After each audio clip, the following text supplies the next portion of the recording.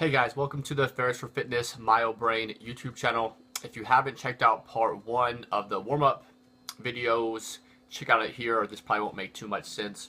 But like I said, the first video is just kind of talking about some general stuff you want to do from the second you walk into the gym to the second you're about to touch a barbell. Now we're talking about, or a dumbbell, whatever.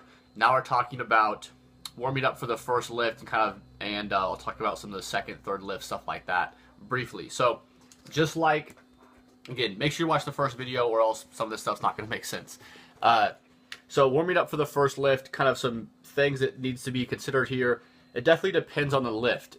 What I mean by depends on the lift, the more technical a lift is, the general more you want to warm up. So if you're doing something like really technical, like a clean and press, like an Olympic lift, clean and press or a snatch or any variation, those probably need a lot of warm-ups. You probably almost can't warm up too much with those.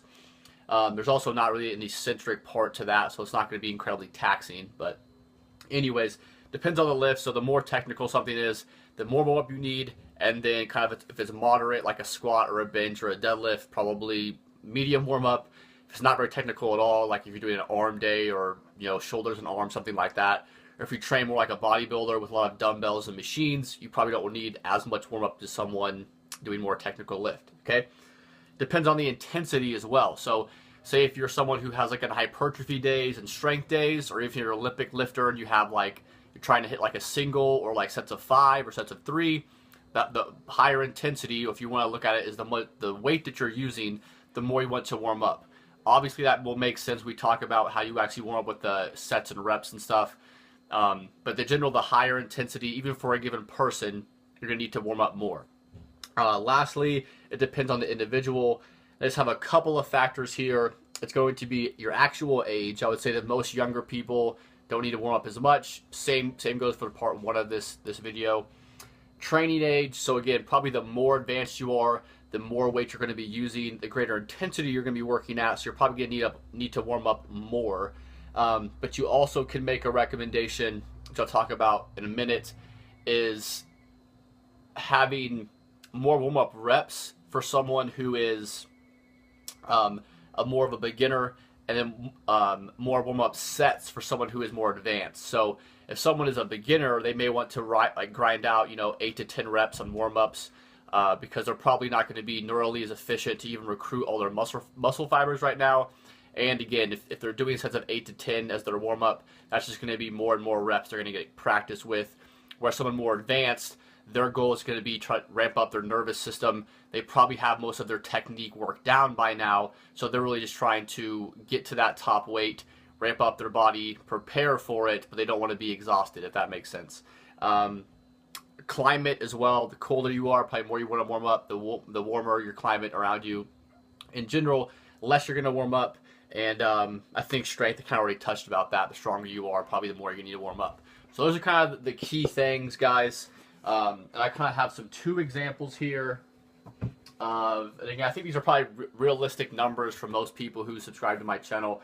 And if not, if you understand the concepts, again, that's more important. So over here to my right, I'm not sure what side for you guys, I have a 3x3 squat at 85% of their 1 rep max. Again, that's probably something that a lot of people would work with.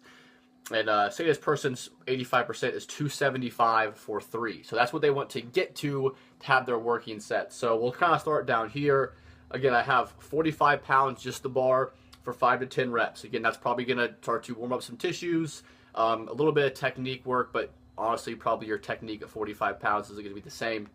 Go up to 135 for about 3 to 5 reps. Again, if the stronger you are, probably the fewer reps you want to do. The more beginner you are, probably the more reps you want to do. And then 185 for about 2 to 3 reps. So you're seeing as we increase the weight here, even though we're hitting like triples, or even if it's like a set of 5, I probably would be decreasing the reps. I wouldn't be hitting 10 with 185. So about 185 for 2 to 3 reps. And then again, 225 for 1 to 2 reps. So you're not taking a huge jump from 225 to 275 because it may just feel like you might collapse, but it's also you shouldn't be fatigued going into that first set. And then you hit your 3x3 there. So again, if somebody's 3x3 is at 185, I'd probably have them do a little bit different warm up, maybe like a 45 pound 95 pound, 135, and then 155 maybe. Again, they can do 4 or 5 sets warming up, but you'll see, especially if someone was squatting 400 or 500 pounds, they're going to need to be doing probably 6-7 warm-up sets before their actual working set. But again, like a good example of this is like Ben Rice, who does like singles and doubles at like the bar, 135, 225. So I think that the more advanced you are, probably the more sets you need to do and fewer reps. Again, it's important that you're not fatigued during that working set. You don't want to be hitting sets of 10 and 15 all the way up to your working weight. Even if you're hitting sets of like 10 to 15 on your squat, I wouldn't warm up that way. I would just hit like 5s. That way you're not going to be incredibly fatigued.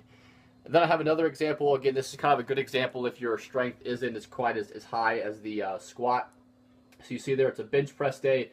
This is more hypertrophy related, so a 3x8 at 70%. And this person's about 215, 3 sets of 8. That might be something that I would hit. So you see the bar there again, bar 5 to 10 reps. Again, just kind of get some blood flow there, some connective tissue, grind out the groove, kind of focus on your technique. Then you have 135 for, again, just about 3 to 5 reps. You shouldn't need a ton of work here. Get like kind of your last heavy set in. Again, I like to hit like a single before I hit my top set. So I think I have 1 to 3 reps there, maybe 1 to 2 reps there at 185. And again, you're increasing it to 215 for your working set. So you see again here, that's a 3x8, but only during your first set. And again, I probably wouldn't even hit 8 reps on my first set with the bar. At no point are you really working up with 8 reps. Again, the goal is to warm up, not to fatigue yourself. So you see again, if the weight that you're working with 215 in a more hypertrophy range, say if this is even the same individual, they'd probably need less warm-up sets, 4 as opposed to 5 here for that 275. And lastly, I didn't really draw anything up for this, but I'll just kind of give some recommendations on your second lift and kind of third lift.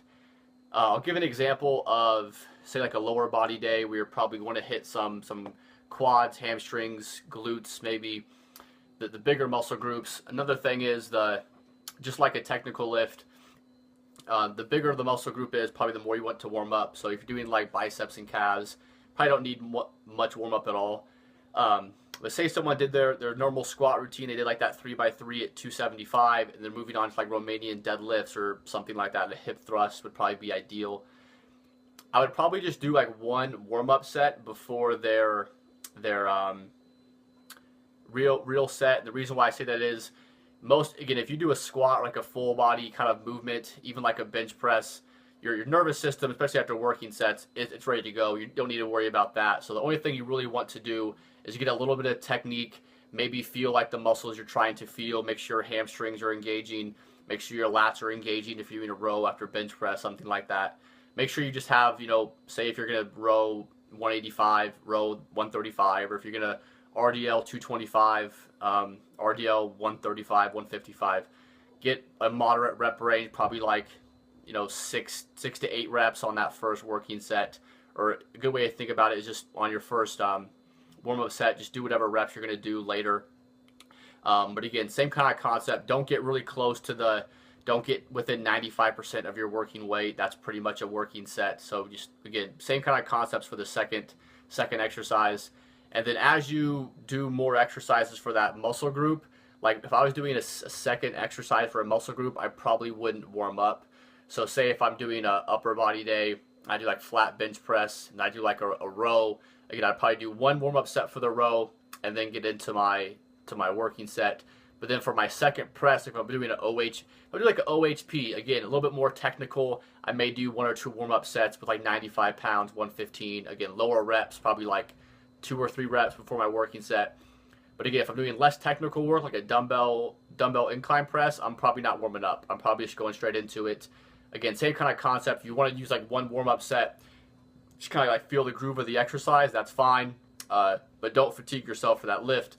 And then again, once you get to like your isolation stuff, again, like an upper body day, I probably wouldn't warm up with like chin-ups as a vertical row. I probably wouldn't warm up with like, arms and delts, isolation, concentration movements like that. So it's about 20 minutes with 2 videos. That's pretty succinct. I thought I was going to be a little bit longer than that, so that's good. I tend to have excruciating long videos. So yes, hopefully these 2 videos help some people. Again, I see a lot of people messing stuff up, whether it's the general warm-up or more like a specific warm-up with actually doing the lift. Again, I'm not going to kind of review everything, so it's quite long.